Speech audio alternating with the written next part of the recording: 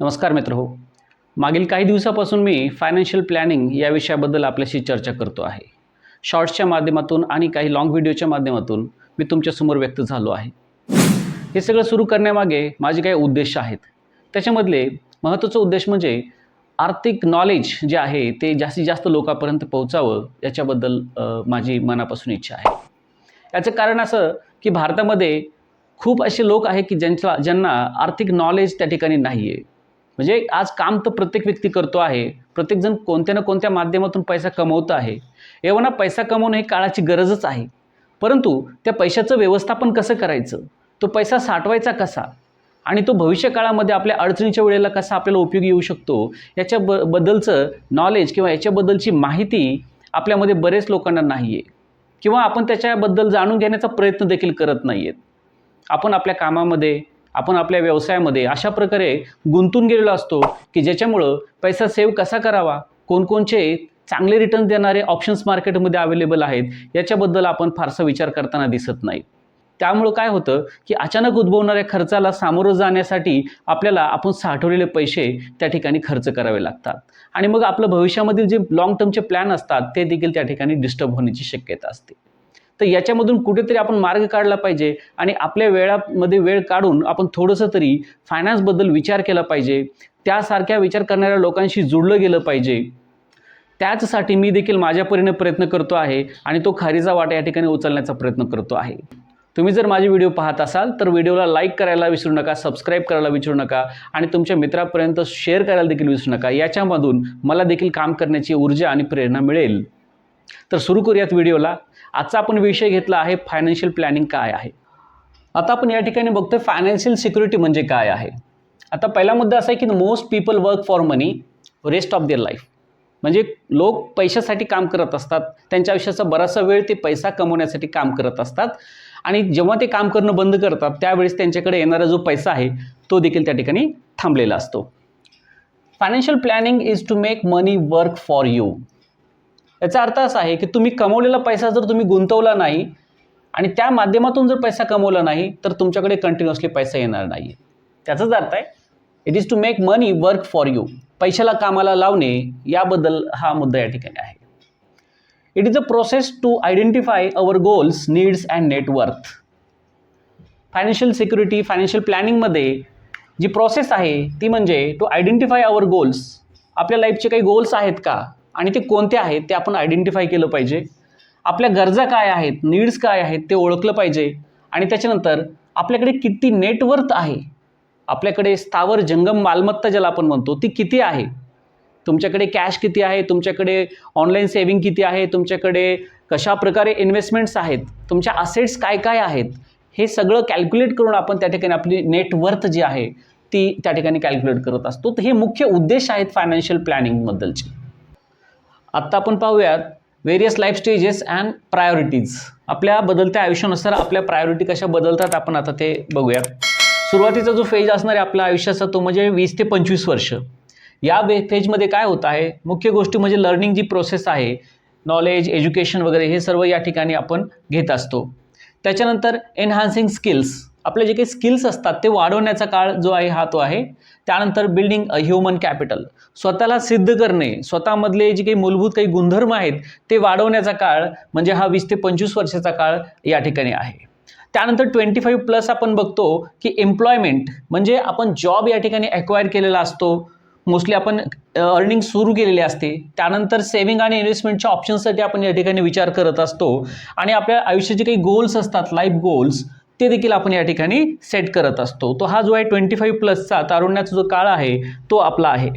त्यानंतर 28 ते 30च्या काळामध्ये शक्यतो आपल्याकडे आपण एक घर घेण्यासाठी प्लॅन करत असतो. त्यानंतर याच पिरियडमध्ये मोस्टली लग्न ह्या ठिकाणी होत असतात आणि काही ठिकाणी जर लवकर लग्न झाले असेल तर मुलं देखील या ठिकाणी असतात एखाद्या कपलला.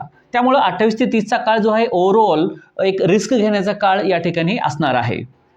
आणि त्यानंतर आपण पाहतो 30 ते 35 हा जो काही पिरियड आहे याच्यामध्ये 1 किंवा 2 मुलं या ठिकाणी त्या फॅमिलीला असू शकतात. त्यानंतर त्या मुलांचं अर्ली एज्युकेशन, त्यांचं जे काही शिक्षण आहे ते सुरू झालेलं आहे. यामुळं आपल्याला फायनान्शियल स्टॅबिलिटीची या ठिकाणी आवश्यकता जाणू शकते. म्हणजे मुलांचा वाढता खर्च, घराचे खर्च आणि एकंदरीत जे फॅमिलीचे एक्सपेन्सेस आहेत ते भागवण्यासाठी आपल्याला रेग्युलर सोर्स ऑफ इन्कमची आवश्यकता या ठिकाणी पडू शकते. त्यानंतरचा जो क्रुशियल पिरियड आहे आपल्या लाईफचा तो म्हणजे 35 to 55 इयर्स, हा 20 वर्षाचा काळ. हा काळ खूप महत्त्वाचा आहे एखाद्याच्या आयुष्यामध्ये. याच्यामध्ये एक आहे की मुलांचे जे काही हायर एज्युकेशन आहेत ते सुरू झालेले असतात, त्यांच्या लग्नासाठीचे प्लॅनिंग या ठिकाणी असतात, लग्न, त्यानंतर आपली स्वतःची जी की रिटायरमेंट आहे त्याचा प्लॅन देखील आपण या पिरियडमध्ये करू शकत असतो. एव्हा मोस्टली आपण आपल्या जिम्मेदाऱ्यामधून कुठेतरी आपण निवृत्तकडे आपण हळूहळू त्या ठिकाणी शिफ्ट करत असतो. तो हा पिरियड असणार आहे 35 to 55. त्यानंतर 55 to 60 हा जो काही पिरियड आहे याला आपण एम्प्टी नेस्टर असं म्हटलेलं आहे. यामध्ये मुख्यत्वे आपली जी काही इन्कम आहे ते त्या ठिकाणी थोडीशी कमी झालेली असते. आपण कदाचित रिटायरमेंटच्या फेजकडे त्या ठिकाणी आलेलो असतो. त्यामुळं एकतर एम्प्टी नेस्टर आपल्याला कन्सिडर करायचं आहे की इन्कम सोर्स बंद आहेत. दुसरं वेरियस हेल्थ इश्यूज त्या ठिकाणी आपल्याला सुरुवात झालेले दिसत असतात. एव्हा हे इश्यू तर आता आपण थोडे लवकरच पाहतो आहे, म्हणजे 50च्या आतच बरेचसे हेल्थ इश्यू आजकाल त्या ठिकाणी दिसून येत आहेत. तरी पण मोस्टली जसं की ब्लड प्रेशर रिलेटेड केसेस असतील, डायबिटीज असेल, आर्थरायटिस असतील आणि इतरही डिजनरेटिव्ह डिसीजेस आपण ज्यांना म्हणतो त्या गोष्टी या एज पिरियडमध्ये जास्तीत जास्त प्रमाणामध्ये डोकं वर काढत असतात. त्यामुळे तो एक वेगळा अननेसेसरी खर्च त्या ठिकाणी वाढलेला असतो. हे महत्त्वाचं आहे. आणि 60+ हा जो काही पिरियड आहे तो पूर्णपणे म्हणजे इन्कम इनसिक्युरिटीचा पिरियड या ठिकाणी दिसतो आहे. याच पिरियडमध्ये मोस्टली आपल्याकडे देवधर्मांना व्हिजिट करण्यासाठीची प्रथा या ठिकाणी आहे. म्हणजे आपण आपल्या कामामधून फ्री होऊन आपल्या सगळे जिम्मेदाऱ्या आपल्या मुलांवरती सोपवून आपण त्याच्यामधून काही दिवस थोडंसं आउट ऑफ जाण्याचा आपण प्रयत्न करत असतो. म्हणजे त्या निमित्ताने आपण थोडंसं देवदर्शन, थोडंसं फिरून येणे, थोडंसं रिलॅक्स होणं, अशा गोष्टी आपण करत असतो. त्यामध्ये लागणारा जो खर्च आहे तो एक वेगळा आपण त्या ठिकाणी प्रिपेअर करणं गरजेचं आहे. आणि हाच जो पिरियड आहे त्याच्यामध्ये आपण आपला आयुष्याचं पूर्ण जो काही काळ आहे तो त्या ठिकाणी जगलेला असतो आणि एक सन्मानाने राहणं, एक सन्मानाने जगण्याची जी काही वेळ आहे ती या ठिकाणी आलेली असते.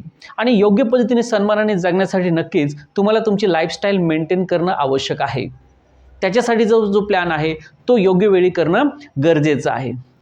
चला तर मग आता आपण बघूयात आपल्या आयुष्याचे गोल्स काय असू शकतात. या ठिकाणी आपले जे काही सर्व गोल्स आहेत ते आपण 3 पार्टमध्ये डिवाइड करत असतो. काही असतात शॉर्ट टर्म गोल्स, काही असतात मीडियम टर्म गोल्स आणि काही असतात long term goals. For example short term गोल्समध्ये तुम्हाला सपोज तुम्ही अपग्रेड करत आहात, तुमचं TV या ठिकाणी तुम्ही घेत आहात, त्यानंतर बाईक घेण्यासाठीचा प्लॅन असणार आहे किंवा वॅकेशन्स तुम्ही प्लॅन करताय, सुट्ट्यामध्ये कुठेतरी फिरायला जायचं आहे, या गोष्टी आपण शॉर्ट टर्म गोल्समध्ये या ठिकाणी कन्सिडर करूयात. त्याच्यानंतर मीडियम टर्म गोल्स, याच्यामध्ये आपण काही थोड्या वर्षांसाठीची प्लॅनिंग करत असतो. 2 वर्षे, 4 वर्षे, 5 वर्षामध्ये आपण पूर्ण करू शकू अशा प्रकारचे प्लॅन आपण मीडियम टर्ममध्ये घेऊ शकतो. या ठिकाणी एक नवीन कार या ठिकाणी आपण घेत आहोत, बाईंग अ न्यू कार असेल किंवा घर बुक करणे असतील, हे आपण मीडियम टर्ममध्ये घेऊयात. किंवा बिझनेस फायनान्स म्हणजे रेझिंग अ बिझनेस, एखादा तुम्हाला बिझनेस चालू करायचा आहे किंवा आहे त्या बिझनेसला तुम्हाला अपग्रेड करायचं आहे, त्यामुळे त्याच्यासाठी लागणारा जो काही पैसा आहे, जो कॅपिटल आहे, तो आपण काही दिवस त्या ठिकाणी काम करून प्लॅनिंग करून आपण जमवत असतो आणि त्यानंतर आपण बिझनेस स्टार्ट करतो. तो हे आपण या ठिकाणी मीडियम टर्म गोल्समध्ये आहेत ते कन्सिडर करू शकतो. तुम्ही तुमच्या प्रायोरिटीनुसार या ठिकाणी अशा पद्धतीने डिस्ट्रीब्युशन करायचं आहे ज्याच्यामुळे तुम्हाला लक्षात येईल की माझी short term goals, medium terms आणि लॉंग टर्म गोल्स काय आहेत. तर तिसरा जो काही प्रकार आहे यामध्ये आपण लॉंग टर्म गोल्स या ठिकाणी कन्सिडर करूयात, ज्याच्यामध्ये मुलांचं शिक्षण हा एक लॉंग टर्म चालणारा एक प्रोसेस आहे, जी की एक 18-20 वर्ष त्याच्याही पुढे ती चालत असते. त्यामुळे त्याच्यासाठी प्लॅनिंग करणं खूप गरजेचं आहे. आता बाईंग हाऊस, आता या ठिकाणी मी हा पण मुद्दा दोन्ही ठिकाणी घेतलेला आहे, काही शॉर्ट टर्ममध्ये आणि काही लॉंग टर्ममध्ये.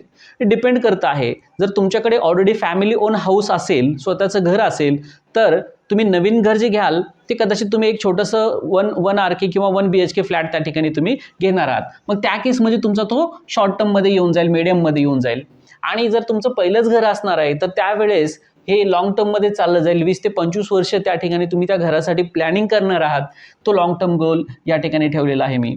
आणि तिसरं जे आहे ते रिटायरमेंट प्लॅनिंग, म्हणजे हा एक गोल असा आहे की ज्याची सुरुवात आपण खूप लवकरपासून करायला पाहिजे आहे, कारण तो खूप महत्त्वाचा मुद्दा आहे. आपण आता पाहिल्याप्रमाणे रिटायरमेंट नंतर आपले जे काही सोर्स ऑफ इन्कम आहे ते बंद झालेले असतात आणि त्या काळामध्ये देखील आपल्याला पैसा येत राहणं हे कुठेतरी आपण आत्तापासून प्लॅन केलं तर ते शक्य होणार आहे.